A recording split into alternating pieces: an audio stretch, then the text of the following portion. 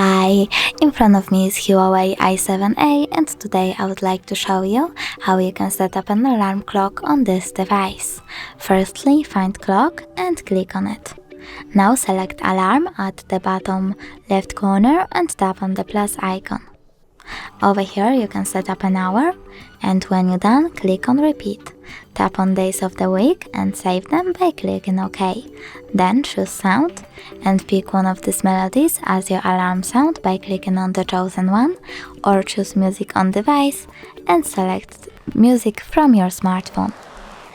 Go back. Click on the switcher next to vibrate to enable or disable vibrations, tap on label and label your alarm however you want to. Then click OK. Now tap on ring duration and pick how many minutes your ringtone will ring.